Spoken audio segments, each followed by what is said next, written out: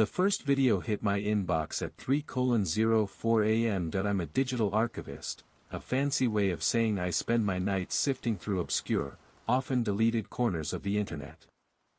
I search for lost media, forgotten history, and, most lucratively, the dark detritus that major platforms scrub clean, extremist broadcasts, niche crime footage, the kind of things people pay a premium to see, or to simply know exist.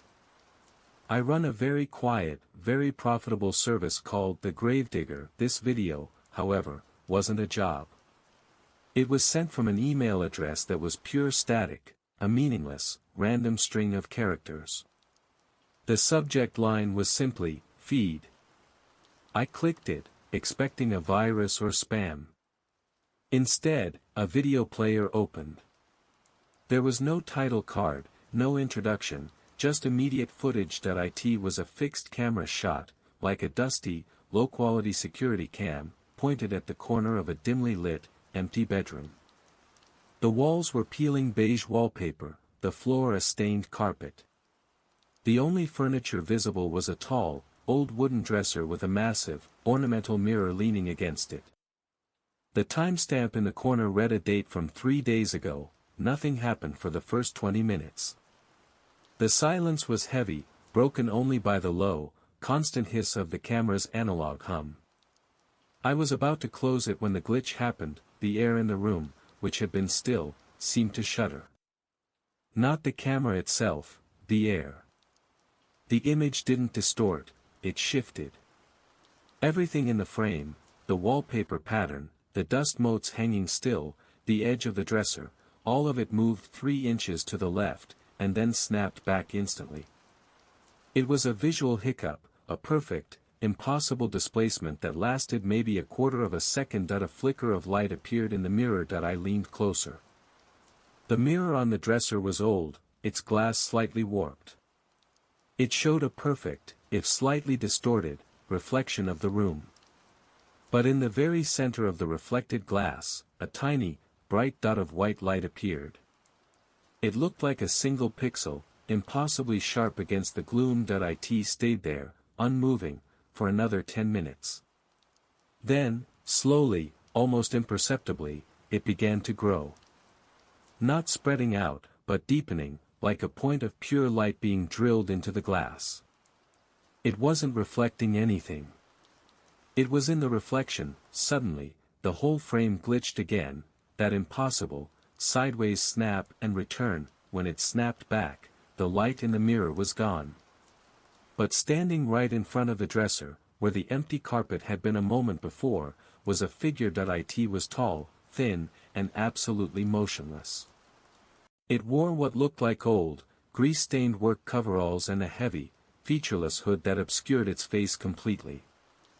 The fabric of the coveralls seemed to absorb the light, making the figure a pure, black silhouette against the drab background. I froze.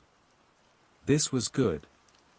This was professional-grade creepypasta footage, staged, clearly, but with a unique visual trick in the glitch that was unnervingly effective. I figured I'd found the next big viral horror stunt. I started a screen recording from my archives. The figure stood for 5 minutes, its head bowed. The camera hummed. The timestamp ticked, then, the second, and more crucial, hook, the figure slowly, agonizingly, raised its head. It looked directly at the camera, and it was looking at me, but there was no face. Just the bottom of the rough, heavy hood. And stitched right into the center of where a mouth should be was a single, horizontal strip of coarse, off-white cloth. It looked like a gag, crudely sewn to the hood itself. The moment it looked at me, the audio cut out completely. The static hiss stopped. Total silence. A sound returned, but it wasn't from the camera's microphone. It was a low, mechanical clicking noise, rhythmic and dry, like old clockwork winding down, or perhaps, like a very large, empty pair of jaws opening and closing, very slowly. Click. Click. Click. The figure lifted its hand. The movement was unnatural, a series of staccato, jerky stops and starts, as if it were moving through treacle. Its fingers were long and black, like bare tree branches that it pointed directly at the camera, and the clicking stopped. Then, another, massive glitch. This time, the shift was violent. The entire image snapped not just left and right, but forward, a terrifying, momentary lurch that made my stomach drop, as if the camera had plunged toward the floor. When it settled, the figure was gone, the room was empty again. The light in the mirror was gone. The old, familiar hiss of the camera's low-quality audio returned, the timestamp in the corner flashed a new date. It was the current day. The time, 3:15 a.m. I looked at my own clock. It was 3:15 a.m., the video hadn't been recorded 3 days ago. It was live. And it had glitched out of the past and into my present. I played the screen recording back instantly, needing to confirm what I'd seen. When I got to the point where the figure pointed, a notification popped up on my desktop. It was a new email from the same static address. The subject line was, "You saw." The body of the email contained only one thing, a single, black and white JPEG that it was a picture taken from a high angle, looking down. It showed the top of a wooden dresser, the edge of a warped, ornamental mirror. And on the surface of the dresser, sitting right beside my open laptop, was a single, long, black, twig-like finger. I looked up. The clicking sound was coming from the corner of my own room, near my own dresser. The air in my small office, usually stale and cold from the 2 humming servers, went instantly frigid. It wasn't the temperature of a winter night, it was the sharp, metallic cold of deep space. I didn't scream. I didn't even move the 2 feet required to knock my chair over and bolt. My eyes were fixed on the black and white JPEG on my screen, the single, long, impossibly slender finger resting beside my laptop, on my desk. Then, the clicking started again, closer now, behind my right shoulder. Click. Click. That it was coming from the darkness surrounding my file cabinets, near the only window in the room. My brain finally caught up. This wasn't a viral prank. This wasn't some deepfake marvel. I had just witnessed an entity travel through a video feed, and it was standing 10 feet behind me. I slammed the laptop shut. The sudden darkness was a profound mistake. The movement was immediate. A sound like heavy, oil-soaked canvas dragging across the carpet, fast and uneven, lunged from the corner. I scrambled, finally, to the left, knocking over the aluminum stand that held my spare monitors. They crashed with a terrible, distracting sound.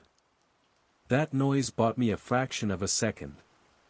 I dove under the desk, my hands searching blindly for the heavy steel flashlight I kept taped underneath, a relic from my days exploring abandoned server farms. I found the cold metal. I flipped the switch. A thick, blinding beam of light cut through the gloom. I angled it up, aiming for the area where the sound had come from. It was standing there. The hooded figure. It was taller than I had estimated from the video, easily 7 feet, and utterly still. The light beam hit its coveralls, and instead of illuminating them, the light seemed to just disappear, swallowed by the coarse, black fabric. It was like staring at a hole in reality. The single detail that stood out, horrifyingly, was the stitched gag. In the beam of the flashlight, the coarse white thread looked like dried sinew pulled tight across the front of the hood. The figure didn't move toward me, or away. It stood over my desk, looking down at the now closed laptop, and then, I saw the finger. Not the one in the photo, but a new one. It had detached itself from the hand, and it was resting on the desk, right where the JPEG had shown it. It wasn't a finger, it was a piece of dead, dark wood, stripped clean of bark. The figure slowly, carefully, leaned its head down toward my closed laptop. I couldn't see anything under the hood, but I felt the absolute, crushing weight of its attention. The laptop, a powerful machine built for heavy rendering, began to whine. Not the fan, but a high-pitched electronic shriek, the sound of internal components being stressed far beyond their limits. A small, new message appeared on the laptop's closed lid. It wasn't projected light. It was a burn mark, bubbling the plastic surface in the shape of a single, crude symbol, an empty circle, with a single, sharp vertical line cutting through the middle that I needed to move. Now that I scrambled backward on my hands and knees, keeping the blinding flashlight fixed on the thing. It seemed to hate the light, or perhaps it was just indifferent, but it didn't advance that I reached the doorway to the hall, slammed the office door shut, and bolted it, knowing full well a deadbolt wouldn't stop whatever that was. I ran to my main power panel and, without hesitation, ripped the main breaker down. The house plunged into darkness. The only light was the faint glow of the city outside and the beam of my flashlight. The shrieking from the office stopped instantly. Silence. Then, the rhythmic clicking resumed, this time coming from behind the office door, slow, measured, and infinitely patient. That I leaned against the cold wall, my breath ragged. That I am the gravedigger. I deal in the deep web's horrors. I know the rules of reality, the physical, the digital, and the criminal. This entity broke all of them. It didn't use the network like a hacker. It used the feed like a doorway. It wasn't a body being recorded, it was a signal being contained. And when the signal glitched, the container failed, and whatever was inside slipped into the physical world. The single, most terrifying realization hit me: the thing didn't glitch into my room. It glitched into the reflection of the room first. The mirror in that bedroom, the camera feed, my laptop screen, they were not images, they were entry points. Surfaces reflecting reality, giving the entity the necessary, momentary overlap to force its way through. That I had to understand how it worked. I had to know where it came from. Because if it could come here, it could go anywhere a camera was rolling. That I felt something cold and papery under my bare foot. I aimed the flashlight down. It was a piece of the wallpaper from the video, beige, peeling, with a faint, repeating floral pattern. It wasn't paper, it was dried human skin, thin as tissue, and taped to it was a small, crudely drawn map, a hand-drawn schematic of 3 distinct locations in a rough triangle, labeled with GPS coordinates. The center of the triangle, scrawled in thick, black ink that looked suspiciously like dried blood, was the symbol I'd seen burned into my laptop, a circle cut by a single vertical line. The clicking from behind the office door stopped. Total, dead silence. My adrenaline faded, replaced by cold, scientific curiosity. The figure had left a clue, a bait, an invitation. It wanted me to follow its signal back to its source. I pulled out my burner phone, ignoring the fresh layer of dried skin on my fingers. I typed in the first set of coordinates. I knew the place instantly. It was the address of an abandoned television transmission tower, shut down 20 years ago. The first node in what looked like a dark, broken broadcast network. I couldn't stay here. The clicking had stopped. That meant it wasn't waiting for me, it was moving. I looked down at the scrap of skin in my hand. It was brittle, dry, and cold. I had just stumbled into the graveyard of signals. I had to go to the source. The coordinates led me 30 miles north of the city, deep into the sprawling, neglected marshland where urban decay met the wilderness. The first location was an old, defunct television tower belonging to a forgotten local station, WNLZ-TV, the no-line zone. I parked my beat-up, nondescript van a quarter-mile away and approached on foot, using the thick early-morning fog for cover. The breaker was still down at my house, but I knew the hooded figure wasn't restricted by electricity. The dark just made it easier to see me. The tower itself was a skeleton of rust and twisted metal, scraping the low clouds. The transmission building at its base was a concrete bunker, windowless, covered in 2 decades of aggressive graffiti and swamp mold. I checked the map I'd been given, the piece of dried skin. The map didn't just show locations, it outlined the power lines and fiber optic routes that connected them. This was a network map. An old broadcast infrastructure. The door to the bunker was a heavy steel fire door, chained and padlocked. That wasn't a problem. I'm the gravedigger, I carry tools for excavation. A quick application of my portable angle grinder, a shower of sparks in the heavy fog, and the lock was dust that I pulled the door open. The air that rushed out was cold, sterile, and smelled faintly of ozone and dust, the smell of dead electronics and total vacuum that I swept my flashlight beam across the interior. It was the main control room. Huge, empty consoles sat where engineers used to monitor signals. Cables lay across the floor like dead, black snakes. The glitch symbol, the circle with the vertical line, was spray-painted on the far wall, enormous and dominating that I moved to the back room, the transmission core. This was where the actual broadcast signal was generated and amplified. It was a cathedral of obsolete machinery, massive, dusty cabinets of vacuum tubes and banks of colossal capacitors, all silent and cold that I in the center of the room, standing like a cenotaph, was the main antenna coupling unit, a squat, heavily insulated box designed to handle millions of watts of raw power, and it wasn't dead that a faint, blue-green light was pulsing from the access panel of the unit, and a low, resonant thrumming filled the air. Something was sending a signal, or receiving one, right here that I approached cautiously. The light was emanating from a small, square device bolted haphazardly to the side of the ancient unit. It was modern, a cheap, low-power digital receiver/transmitter, the kind you could buy online for $50. It looked criminally out of place that I could see the screen glowing faintly. It displayed a single line of scrolling text, like an old teletype machine frowny face 3 hours 22 minutes and 47 seconds, signal detected. Source, reflection/feed 2. 3 hours 22 minutes and 51 seconds, initiating null concatenation protocol.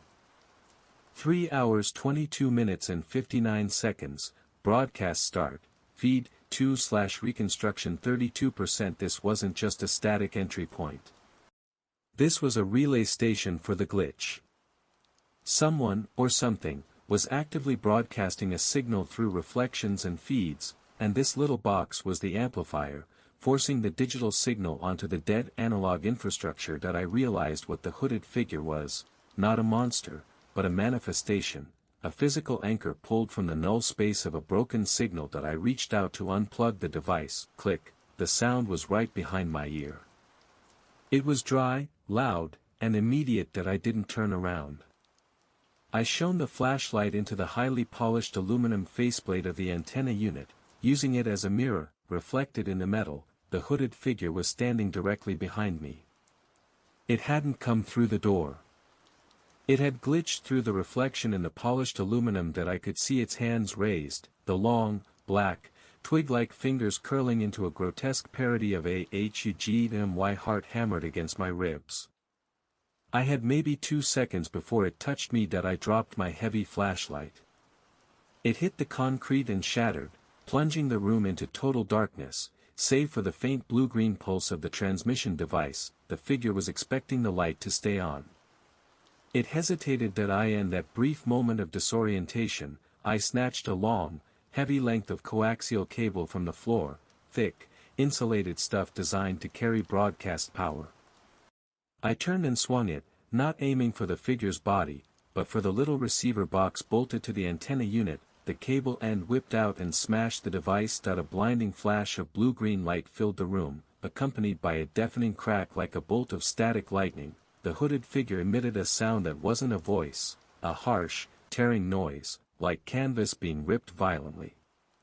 It recoiled instantly, its silhouette shuddering as if an immense, invisible force field had just slammed into it. That I didn't wait.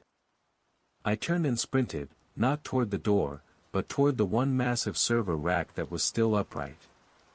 I grabbed the heavy crowbar I had hidden on my approach. When I reached the main door, I glanced back. The figure was still standing by the antenna unit, but it was dissolving. The edges of its silhouette were fraying, breaking up into little fragments of blackness that scattered in the air like burnt ashes. That I realized the truth. I hadn't destroyed the figure. I had merely interrupted its signal cohesion. It needed the broadcast feed to hold its physical form that IT wasn't defeated. It was just sent back to the null space that I ran out, slamming the steel door shut and chaining it again, my adrenaline burning off the fog of the swamp air. I jumped back into the van. On the passenger seat, resting on the fabric, was a small, new square of the beige, dried wallpaper. Taped to it was the next section of the map. It showed the second coordinate, connected to the first by the remnants of an old copper telephone line, running beneath a forgotten highway. Next to the new coordinates, a message was scrawled in that thick, black ink: "You interrupted the feed. The null space is angry. Now, it's time for the recorder." I typed the coordinates into my GPS.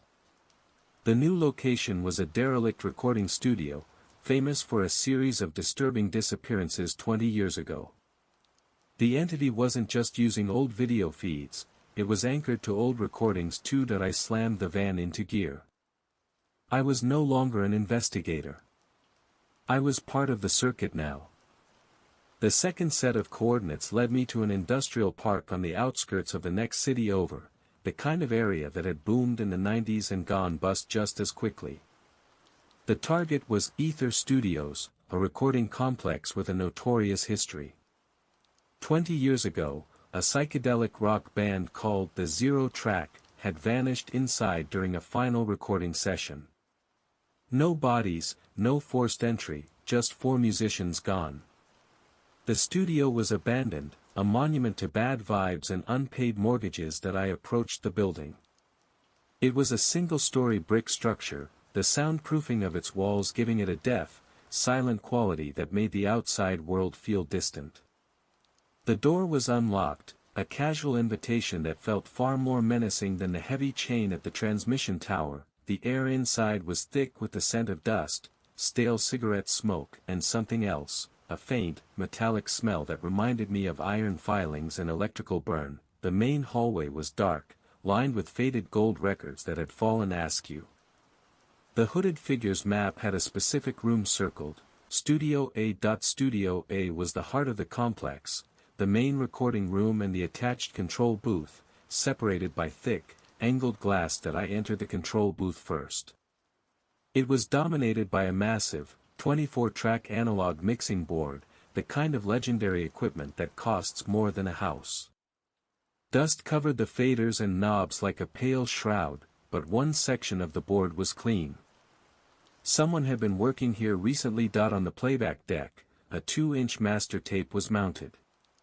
The reel was labeled and looping, faded script, the Zero Track, Masters, Final Mix. I noticed the tape machine wasn't plugged into the main power.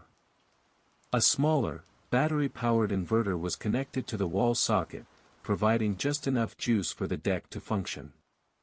It was the same low-power, isolated network approach I'd seen at the transmission tower. More critically, next to the deck was another one of those cheap digital transmitters, smashed flat, clearly damaged in a hurry. I understood immediately.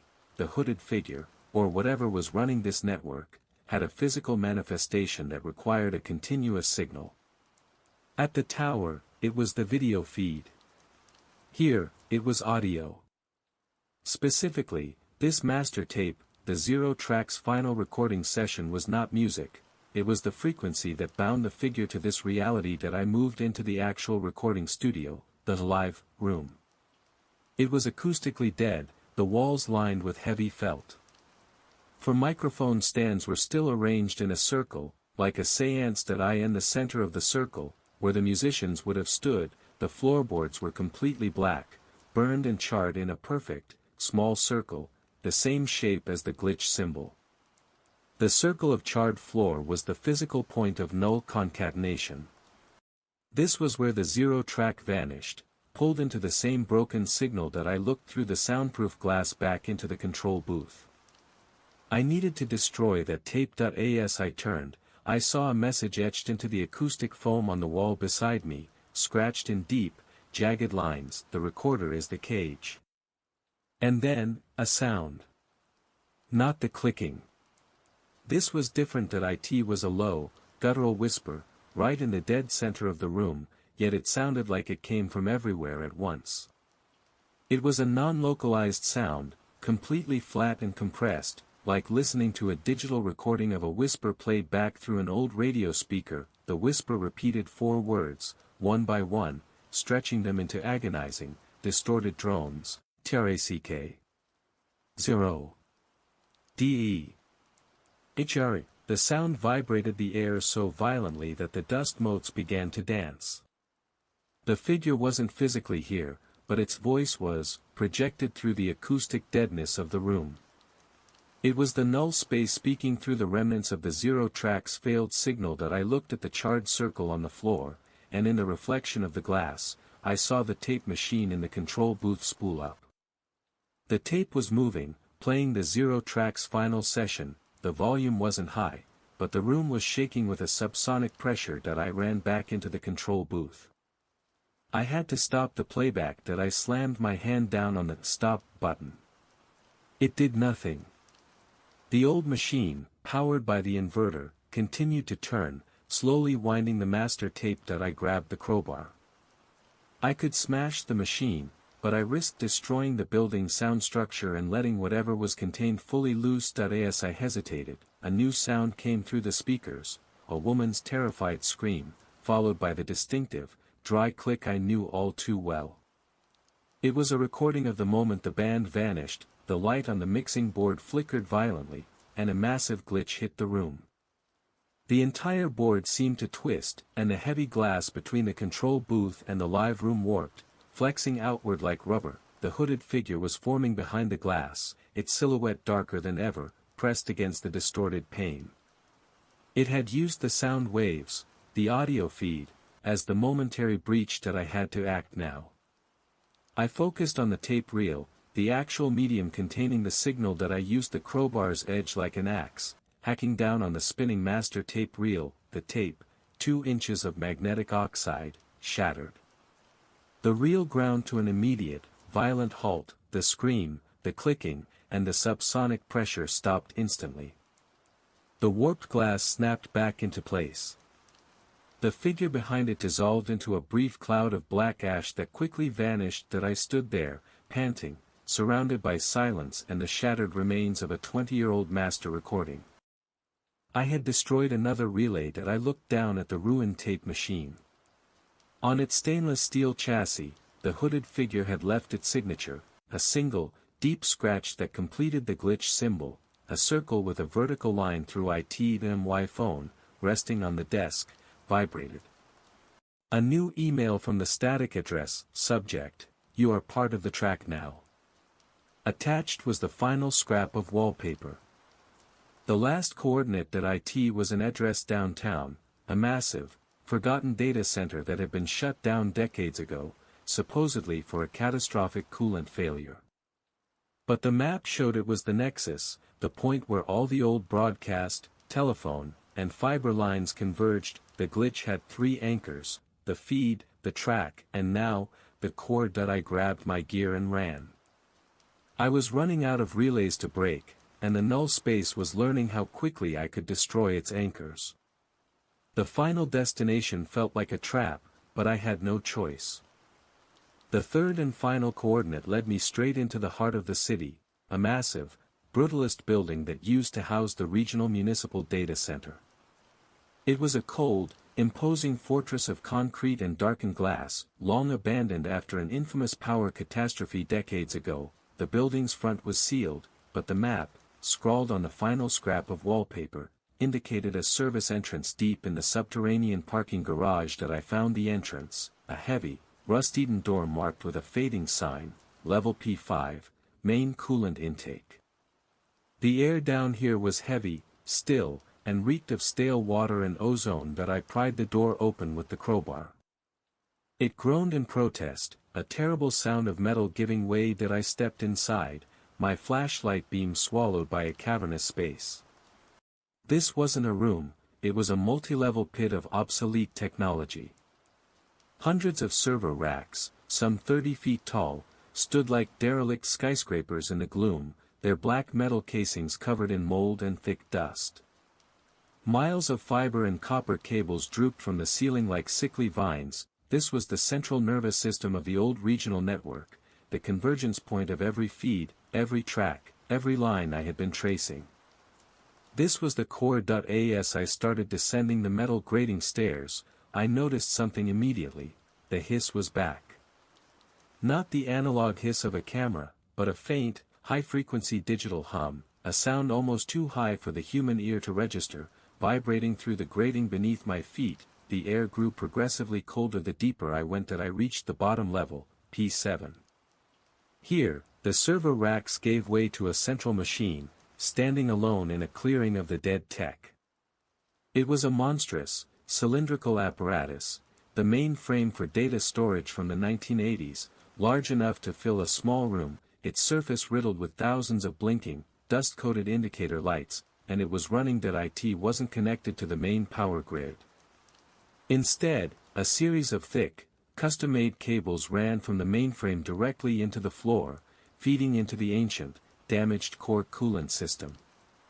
The system that was supposed to be dead, the coolant system wasn't just cooling the mainframe, it was being used as a massive, unstable grounding wire, pulling residual static electricity and environmental energy directly from the earth to power the machine. On a small, auxiliary monitor connected to the mainframe, text scrolled rapidly. Frowny face 4 hours 11 minutes and 3 seconds. Null concatenation protocol, 98%. 4 hours 11 minutes and 6 seconds, feed 1/tower, offline. 4 hours 11 minutes and 8 seconds, feed 2/studio, offline. 4 hours 11 minutes and 10 seconds, reconstruction, initiating core uplink. It was too late. I had destroyed the relays, but the hooded figure's intelligence, the null space itself, had retreated here, to its core, and was attempting a final, permanent broadcast. I aimed my flashlight at the mainframe. A section of the outer casing had been crudely ripped open, revealing banks of ancient magnetic tape drives. The drives were spinning wildly, rapidly reading and writing data, and there, bolted to the center of the exposed drive bay, was the only thing I needed to see, a modern, heavily modified digital transmitter, pulsing with a fierce, unstable blue-green light. It was the same tech, but this one was connected to the mainframe, 1,000,000 times more powerful than the little boxes I had destroyed. If this device completed its uplink, the glitch would stop being a localized phenomena and become a worldwide broadcast. Any screen, any reflection, any track, all would be entry points that I had to destroy. As I took my first step toward the mainframe, the digital hum rose in pitch, becoming an unbearable shriek. Suddenly, hundreds of indicator lights on the dead server racks around me began to flicker on. They weren't receiving power, they were being charged. Then, I saw them. And the reflections of the darkened, glass display screens of the dead server racks, the hooded figures began to appear. Not one, but dozens. Each rack's screen contained a faint, shifting silhouette of the entity, trapped but visible in the dark glass. The digital shriek stopped. A chorus of dry, rhythmic clicking filled the pit, echoing off the concrete walls. The figure in the mainframe screen, the largest and darkest of them all, raised its long, black hand toward me, and then, one of the smaller, reflective server screens, about 10 feet away, glitch snapped. The reflection didn't just shift, it broke. A new hooded figure stepped out of the broken glass. It was smaller than the one I had encountered, almost child-sized, but its movements were faster, more frantic. It wore the same light-swallowing coveralls and the stitched gag. It advanced, its movement a disturbing series of quick, choppy lunges. I raised the crowbar, but I couldn't hold them all off. I had to focus on the transmitter. I lunged past the small figure, who let out that horrible, tearing sound as I passed. I heard the click-click-click right behind me, but I didn't slow down. I reached the mainframe. The blue-green light was now blinding, the machine vibrating violently. The monitor showed the final line: frowny face 4 hours and 12 minutes, core uplink, 99%, final integration. I swung the crowbar with all my strength at the digital transmitter. The impact was immediate and catastrophic. The transmitter didn't shatter, it vaporized in a blinding flash of green energy and a smell of burned metal. The mainframe went silent. The indicator lights on the surrounding server racks went dark. The chorus of clicking stopped, and the reflected figures dissolved instantly. Silence returned, cold and complete. I had done it. I had destroyed the core that I leaned against the silent mainframe, trying to catch my breath. I had survived the glitch, the track, and the core that I looked down. Lying at my feet was a smooth, polished stone, the kind used in old geological surveys, and etched deeply into the stone was the glitch symbol, a circle cut by a single vertical line. The final email arrived instantly. Subject: you closed the feed. But the null is not empty. Body: the whole is you. We are waiting. I looked back at the mainframe. The screen, which should have been blank, flickered back to life with a static, low-resolution image. It was the bedroom from the very first video, the dusty wallpaper, the wooden dresser, the ornamental mirror, and in the center of the mirror, the hooded figure was standing, gazing out. But this time, it didn't have the heavy hood. It had my face, and across the stitched gag, my eyes were wide, terrified, staring out of the null space. I was the final, perpetual feed. End of Part 5. The initial conflict is resolved, but the horrifying realization, the true nature of the null space and the protagonist's fate, is revealed. I stared at the mainframe screen, the static image burning into my retinas. My face, my own terrified, wide-eyed face, stitched with that crude, impossible gag, reflected back at me from the image of the empty room. I was the figure in the mirror. I had become the feed. The mainframe wasn't just a core, it was an archaic storage device capable of capturing and stabilizing a signal indefinitely. When I destroyed the transmitter, I hadn't destroyed the null space, I had sealed my own essence into it, replacing the original, long-gone entity. I had become the new anchor. A wave of crushing, bone-deep fatigue hit me. It wasn't exhaustion from the fight, it felt like a total energy drain. As if my physical presence was no longer fully contained. I quickly checked my phone, no signal. The data center was too deep underground, too shielded by decades of concrete and earth. I ran my hands across my face, checking for the smooth, cold feel of the canvas hood. My skin was still there, but it felt distant, as if I was touching it through a thin layer of wax. I needed to see my own reflection. I needed proof I was still solid, still myself. I looked around the dark, dusty level. No windows, no polished surfaces, only the matte metal of the dead server racks. I sprinted back up the grating stairs to P6. In the center of the level, I found a large, abandoned air conditioning unit, its metal casing a dull, but somewhat reflective, mirror. I rushed up to it. I saw myself. My hair was disheveled, my eyes were wild, and my clothes were torn. I was solid. I let out a shaky breath of relief, but as I watched, my reflection paused. I moved my hand. My reflection moved half a second later, like a bad satellite delay. I stopped moving altogether.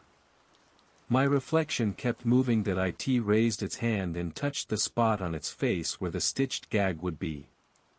It wasn't there, but the gesture was unmistakable, a slow, careful tracing of where the coarse thread had been in the video. The reflection in the air conditioning unit was no longer mirroring me. It was me from the null space, the one wearing the stitched gag, trying to glitch out. I stumbled back, hitting a column. The noise echoed harshly, the reflection smiled. It was a slow, sickening stretching of my lips that I knew I had not made. My own smile, twisted by the realization of its own terrifying power. Then, my real body felt a sudden, sharp, freezing cold in my chest. The kind of cold that stops the heart. I looked down. My shirt was stained with a spreading patch of black, oily liquid. I touched it. It was thick, heavy, and smelled like burnt circuitry and ozone. I looked back at the reflection. The figure in the reflection was now fully formed, dark and hooded, but its hand was pressed against the glass, and it was drawing something on the cold metal surface that it drew the glitch symbol, the circle with the vertical line. The moment the line was completed, the figure and the reflection vanished, the black, oily liquid on my chest began to burn. Not hot, but cold, a painful, internal freezing. The liquid was the residual signal from the null space, the digital detritus left over from the core uplink, and it was trying to pull the rest of me in that I was glitching, from the inside out that I had to get out of the data center. The only way to save myself was to break the signal, and that meant disrupting the anchor. The anchor was me, but my physical body was still here that I ran for the exit, stumbling back through the cavernous pit of the P7 level. I had to use the one thing I still had, the crowbar. I had to create a distraction, a massive energy spike to confuse the network long enough for me to escape the binding signal that I reached the main power intake box, a massive, corroded junction where the old city grid was supposed to connect. It was fused shut, but the crowbar was heavy steel that I jammed the crowbar into the seam of the junction box and twisted. The grinding metal sound was deafening. Sparks erupted, thick, green-white flares of residual power shorting out that I pulled the crowbar out, the metal of the junction box ripped open, exposing thick copper cables. The smell of ozone was overpowering that I looked back at the mainframe. It remained silent, but the screen was bright, showing my glitched self, waiting that I had one shot. I lifted the crowbar high that I struck the exposed copper cables with a desperate, final swing. The ensuing electrical discharge was cataclysmic. A blinding flash and a crack that shattered my eardrums. The entire sublevel shook violently, and the air filled with the scent of superheated metal that I was thrown backward, landing hard against the concrete floor. My ears were ringing with a high, constant whine, the residual digital hum, amplified to an insane degree that I forced myself up, shaking, and crawled toward the coolant intake door. The heavy steel door was now glowing faintly red from the heat that I made it out, gasping for the relatively clean air of the parking garage that I leaned against the wall, trying to regain my balance. I was alive. I was whole. The glitch was gone. Or so I thought. My phone, lying next to me, vibrated with a new email. Not from the static address. This one was from my own email address, subject, feed. The same as the very first email. Body, attached was a video. I clicked it. It was a fixed security camera shot of a dark room, my office. The office I had fled hours ago, the timestamp was the current time. I watched myself, my physical body, climb out of the office chair, slam the laptop shut, and run out the door. The camera feed was working again.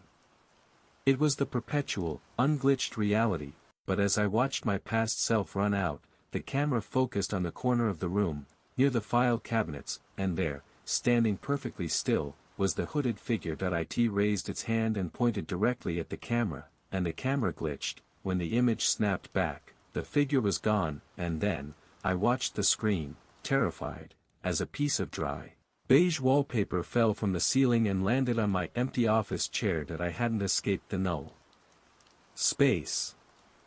I had simply become the beginning of the signal. The figure I had been chasing was me, sent back in time via the power surge, ensuring the cycle would always start. The figure I just saw on the screen, the one in my office, was the next iteration of the chase, starting right now, for the next victim. I was trapped in a perpetual feed loop. I sat in the cold, echoing parking garage, staring at the screen of my phone. The video ended, but the implications had just begun. I hadn't destroyed the null space, I had completed the circuit. I was the signal that initiated the hunt for myself, ensuring the cycle repeats endlessly. I was the origin point. The glitch was me, collapsing spacetime to ensure I received the very first email. The chilling truth was that somewhere, an infinite number of iterations of me were trapped within that initial video feed, and a new me, the next victim, was about to watch it for the first time. I was outside the null space now, or at least, outside its direct influence. The power surge had pushed my current consciousness out of the time loop, but my digital shadow, the hooded figure with my face, was forever trapped in the cycle, forced to be the catalyst that I checked my phone again. The static email address suddenly became active. It was downloading a massive file. Rapidly did I open my laptop, ignoring the burn mark of the glitch symbol on the casing. The file finished downloading. It was a digital archive, hundreds of corrupted files and incomplete folders.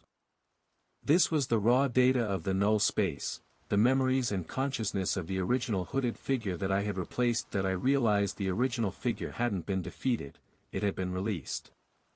My destruction of the core had forced my essence into the circuit, freeing the entity that was there before. Sifting through the corrupted data, I found a single, non-corrupted text file. It was an autobiography, written in rapid, frantic bursts. The file was titled, "The Technician." It detailed the slow, horrifying descent of a man, an electrical engineer who had designed the very network infrastructure 20 years ago. He hadn't been searching for horror, he had simply been obsessed with creating a perfectly insulated, perfectly hidden data line, null circuit, that could broadcast a single, stable signal perpetually, outside of the official grid. He succeeded. But the moment the circuit stabilized, the isolation created an absolute vacuum, the null space, and he was pulled into his own creation, becoming the original hooded figure, trapped in the feed. The technician had spent 20 years attempting to communicate with the outside world, leaving clues, the map, the coordinates, the clicking sound, which was the sound of his frozen digital jaw trying to form words. He was trying to warn the next person who stumbled across his feed, and I, the current gravedigger, had only ever viewed his desperate warnings as a well-staged horror show. Now it was my turn. I had to find a way to communicate with the next victim before they watched the initial video and became trapped. But how do you warn someone about a threat that is simultaneously everywhere and nowhere, anchored in a video that is itself a perpetual time loop? I looked at my desktop. There was an open, blank video editing project that I started a new file. I began to edit the original video, the footage from the first email. I couldn't delete the video, because that would erase the loop, and I'd risk glitching back into the hooded figure myself. I had to change the message. That I focused on the final moments of the video, the figure pointing at the camera. I had to overlay a warning into that small window of time, a message so subtle, so quick, that the current me, the next victim, would only see it subconsciously. That I worked feverishly, using my archiving expertise to manipulate the signal. I isolated the few milliseconds of the glitch snap, the moment of impossible displacement. Into that fraction of a second, I spliced a single frame of pure, high-contrast text. It was a digital ghost, designed to flash and disappear before the conscious mind could register it. The message read, "Don't look in the glass." A warning against the reflective surfaces, against the entry points. That I looped the video, playing it back endlessly, testing the flash frame. It was perfect, a subconscious blip, a warning that might save the next victim. I then realized a terrifying flaw. The email that the figure sends contains the video file. If I edit the file, then the figure, which is my past self, is sending a video that contains a warning against itself. The null space would reject the interference.as if confirming my thoughts. My laptop screen glitched violently. The image on the screen flashed from the video to a simple, black and white JPEG. It was a picture of the single, polished stone with the glitch symbol, but now, a new element was present, a thick, black substance, the residual signal, oozing out of the engraved line. The new email that arrived was from the static address, cold and instantaneous. Subject: the loop is closed. Body: stop interfering with the feed. You have become the guard. I was no longer the hunter or the hunted. I was the guard, forced to maintain the integrity of the perpetual loop. If I interfered, the null space would glitch me back into the cold, silent, clicking existence of the hooded figure. I had to find a way out of the role of guard. The answer lay in the memory of the original technician, the true first victim. I had to find a vulnerability in this 20-year-old design. I needed to find the true off switch to the entire, broken network. End of Part 7, the protagonist is now the guard of the loop. Part 8 will involve searching the technician's archived memories for the network's off switch. I ignored the threat from the static email. Being the guard meant maintaining the perpetual horror show, and I wasn't going to let my eternal shadow prey on an innocent future version of myself. I had to find the kill switch. My best chance lay in the archived memories of the original victim, the technician that I spent the next few hours huddled in my van, using my laptop's minimal battery life to sift through the corrupted data pulled from the data center's mainframe. The files were a nightmare of technical schematics mixed with raw fear. The technician's files confirmed he wasn't just building a secure network, he was trying to create a perfect data container, a space where information could exist without decay or interference. He called it the null box. I found a second, more fragmented text file buried deep within a folder labeled Project Abandonment. This was the technician's final, terrified log. The box is not a container, it's a siphon. It doesn't keep data, it keeps consciousness. It keeps the echo. I am trapped in the reflection, watching the room, forced to move only when the signal glitches. My body is gone, pulled into the perfect static. The only thing they respond to is the frequency. I skipped past the existential dread and searched for technical details that he explained. The network I had just navigated, the feed tower, used the analog broadcast frequency, VHF, to pull the entity's visual signal into reality. The track studio used subsonic acoustic waves to pull the entity's auditory signal, the clicking, into reality. The core data center used the deep earth coolant system as a massive grounding loop, stabilizing the whole structure. The critical vulnerability was the grounding loop. The technician confirmed that the entire null space network relied on that deep earth connection to maintain its stability, isolating it from the main power grid. The only way to crash the whole thing, to shatter the perpetual static, is to introduce a chaotic, outside variable directly into the core grounding loop. A feedback loop strong enough to overcome the isolation. But it must be a signal that is unstable and unpredictable. It must be noise that the system cannot categorize or contain. I searched for the location of the grounding loop's termination point. It wasn't in the data center itself. The technician's final schematic pointed to a location hidden beneath the city's oldest, most abandoned structure, the old municipal clock tower. The clock tower was notorious, it hadn't chimed for 50 years, and local legend said the mechanism was possessed. It was the perfect, forgotten piece of infrastructure. The technician's notes included a crucial final line: if anyone ever finds this, you need to use the tower's bells. Not the chimes. The bells are connected to an archaic, pure copper acoustic relay that terminates right above the loop. You need to create acoustic feedback, a sound that is so high and so resonant, it will shatter the physical integrity of the grounding cables. Pure, deafening, uncontained noise. I looked at the black, oily stain on my shirt, the residual signal. I could feel the cold, internal burning whenever I tried to edit the video. The hooded figure was my jailer, my shadow, and my executioner that I knew my next move. I had to get inside the clock tower, find the acoustic relay, and generate the ultimate, catastrophic feedback loop. That I found a map of the city's ancient steam tunnel system. The old clock tower didn't have a basement, it connected directly to the tunnels. As I began to close my laptop, the screen glitched one last time. The image wasn't the figure. It was a close-up of a pair of hands. My hands, with long, blackened fingers, covered in the residual oil. The hands were slowly and meticulously stitching a gag onto a piece of rough canvas. The message was clear: the guard was still watching. If I failed, I wouldn't just be pulled back into the feed. I would be pulled into the physical, decaying form of the hooded figure forever. I grabbed the crowbar, my last weapon against the Digital nightmare, and headed for the oldest part of the city. Time to wake up the dead bells. End of Part 8. Part 9 will detail the protagonist's infiltration of the clock tower and the attempt to generate the acoustic feedback loop. The old municipal clock tower dominated the skyline of the original downtown area, a Gothic spire of blackened brick.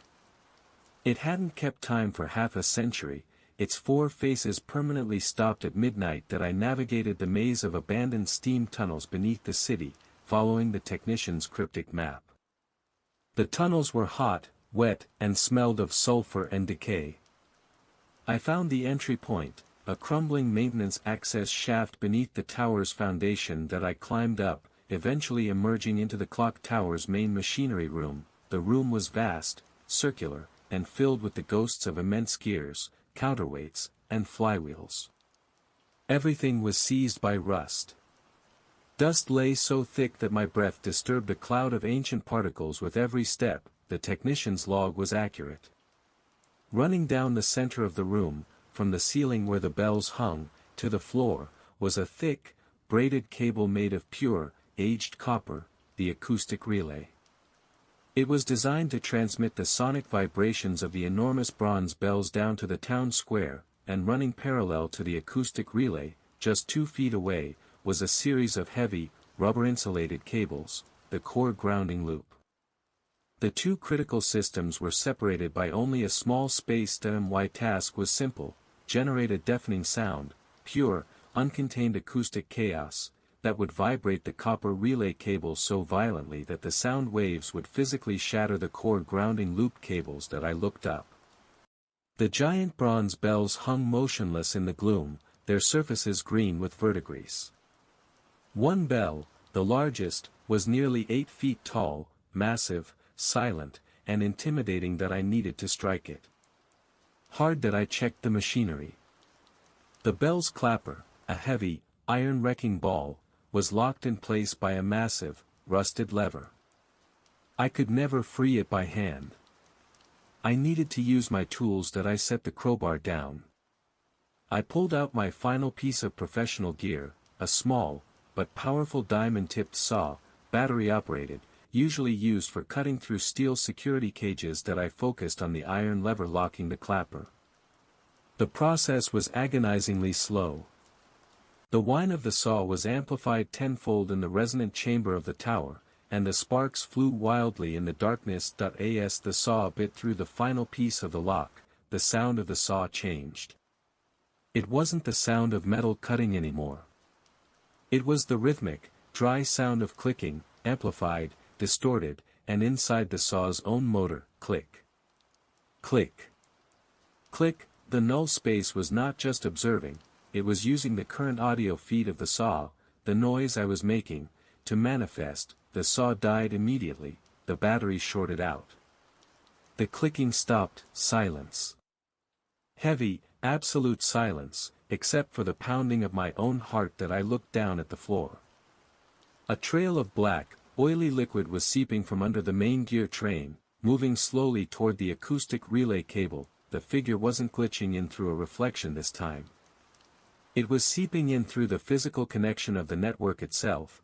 The black oil was the concentrated residual signal, attempting to coat the copper relay cable and isolate it further. The hooded figure was trying to guard the network from my chaos. The moment the black oil touched the copper, the acoustic relay would become useless. The rusted lever finally gave way. The massive iron clapper swung free, hanging silently beside the huge bronze bell that I had only seconds. I grabbed the heavy, steel crowbar. That I took a deep breath, braced myself, and swung the crowbar with every ounce of strength I had, aiming for the enormous bell.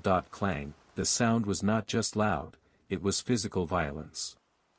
It was a wave of pure, metallic sonic pressure that hit my body like a solid wall.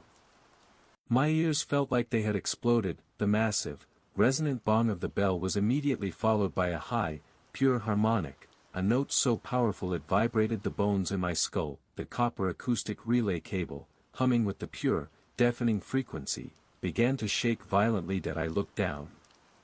The core grounding loop cables, thick rubber casings and all, were vibrating beyond their physical tolerance, and then, I watched as the black, oily seepage, the manifestation of the guard, began to boil, the raw acoustic energy forcing the signal to turn against itself. The grounding loop cables didn't just break, they exploded with a sharp, blinding crack of residual power. The great bell's final note died out, replaced by a deafening, echoing silence. The black oil on the floor vanished instantly, pulled back by the catastrophic failure of its core anchor. I stumbled back, leaning against a rusted wall, my ears ringing with permanent, high-pitched static.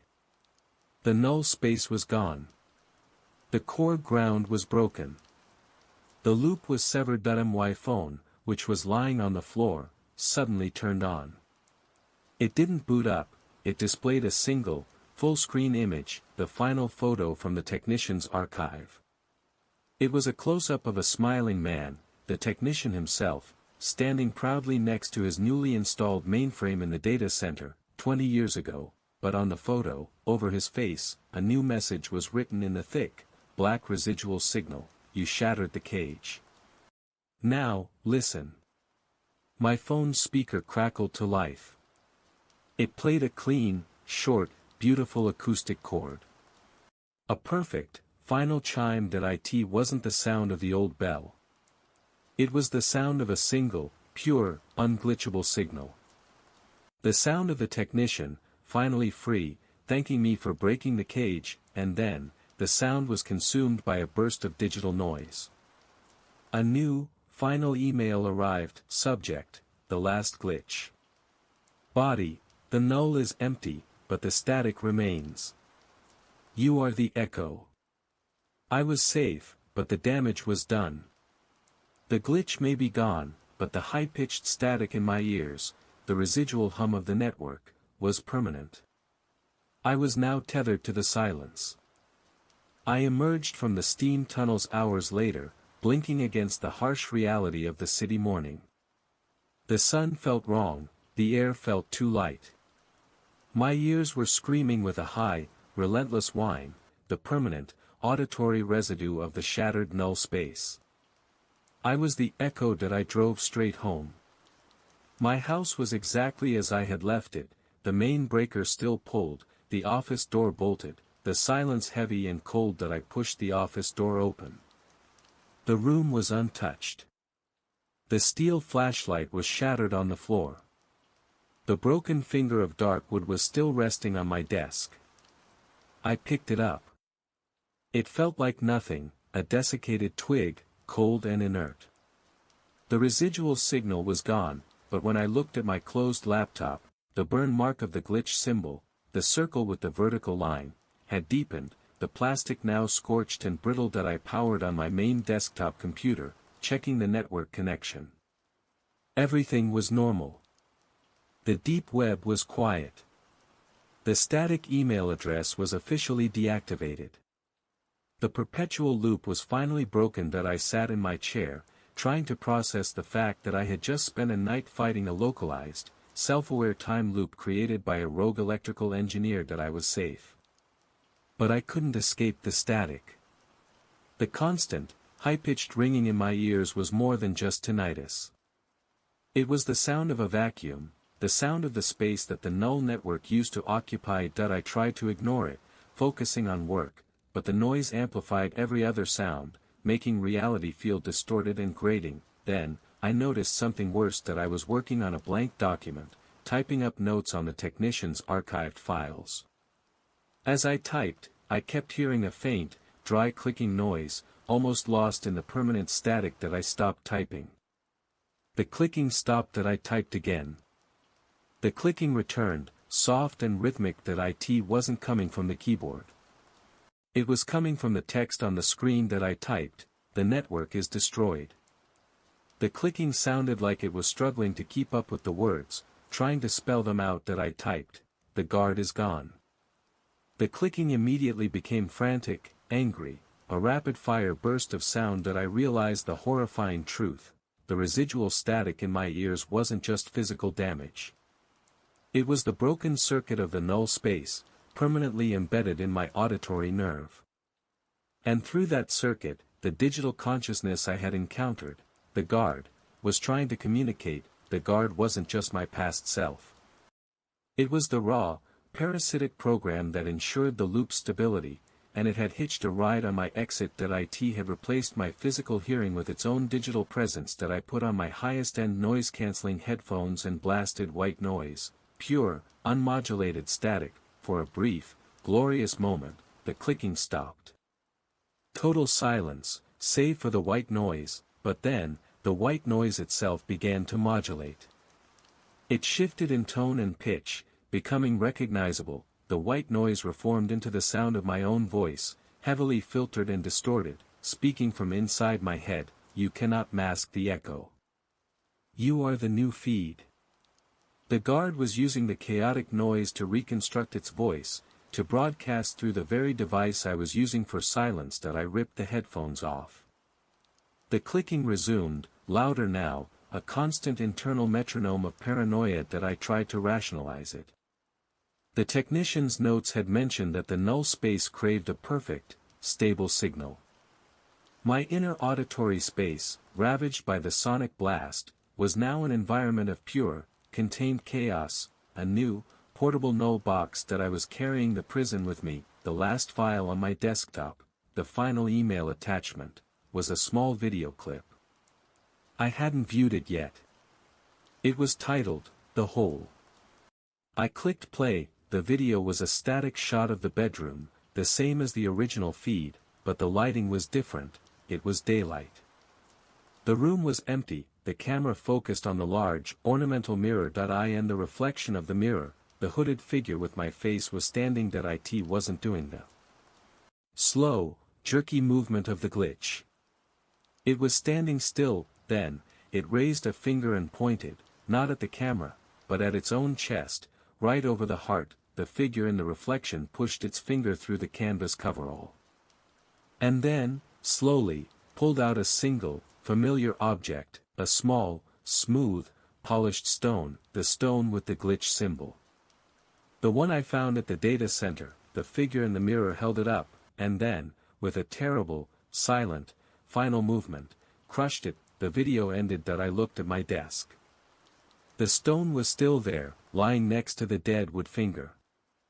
I hadn't noticed it was gone from the floor, but the finality of the video chilled me.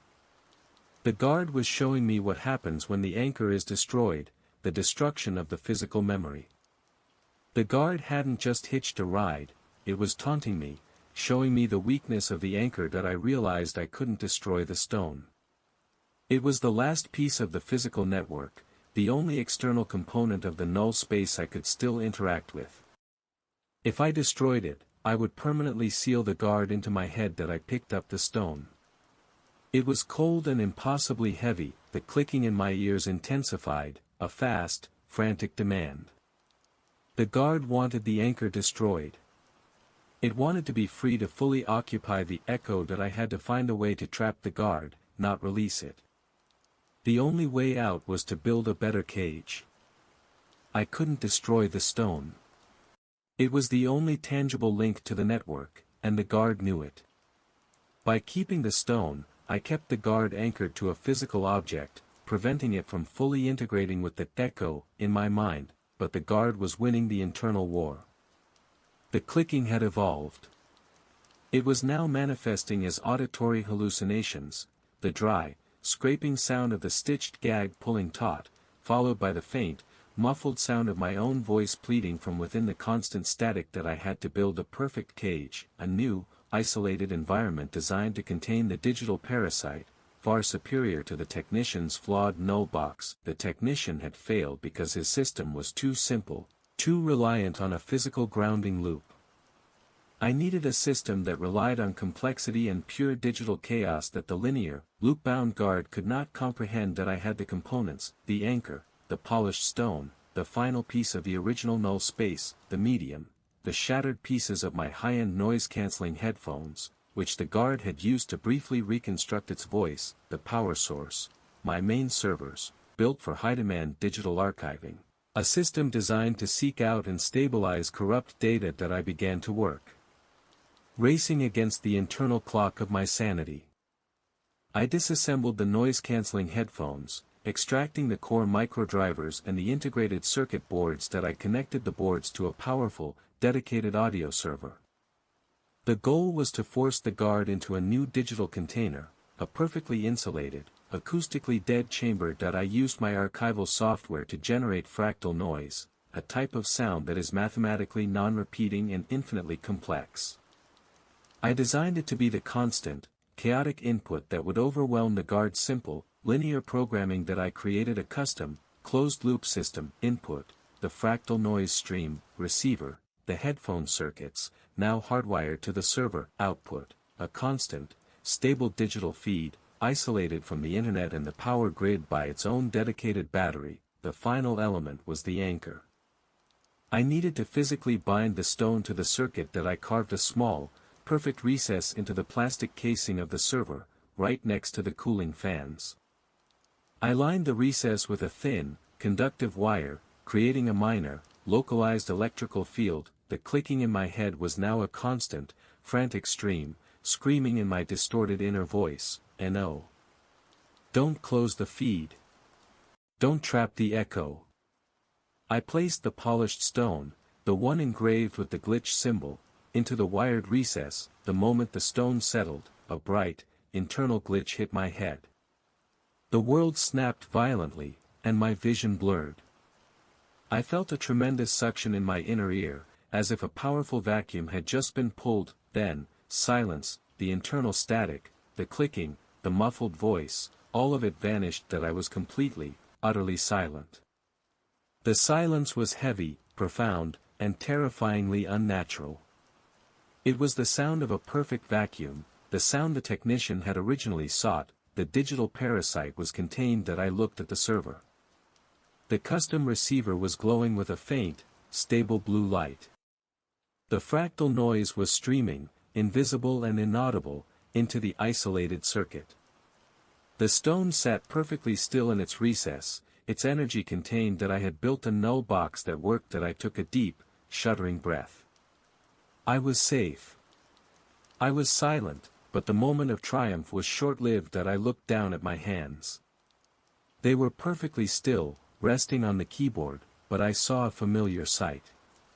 In the reflection of my monitor screen, my hands, slightly darker and elongated, were moving independently. The reflection of my hands was slowly, meticulously, and tirelessly stitching the rough white gag across the front of my hooded silhouette. That I looked up at the stone in the recess. The engraved glitch symbol was no longer still. The line cutting the circle was moving, slowly, imperceptibly, but it was widening. The guard was trapped, yes, but it wasn't passive. It was using the isolated power of the perfect cage to re-engineer the symbol, to turn the one-dimensional glitch into a two-dimensional portal. That I had trapped the digital parasite, but I had given it the perfect environment, isolated, stable power, and a single, physical anchor, to evolve its method of escape. The guard wasn't just trying to glitch out anymore. It was preparing to broadcast itself out of the stone. That I was running out of time. I had broken the null space, but the single, remaining piece was about to become something far worse. I had to destroy the perfect cage before the guard could finish its escape protocol. The silence was the most terrifying sound I had ever heard. It meant the guard was focused, dedicating every cycle of its contained digital consciousness to breaking out of the stone. That I stared at the engraved symbol on the polished stone in the server recess. The vertical line, the one that cut the zero, was visibly thickening, pushing the circle apart. It was moments away from completing its escape protocol. That I had to destroy the perfect cage. Not just the stone, but the entire, self-contained system. That I grabbed the heavy crowbar, my one reliable weapon against the digital world.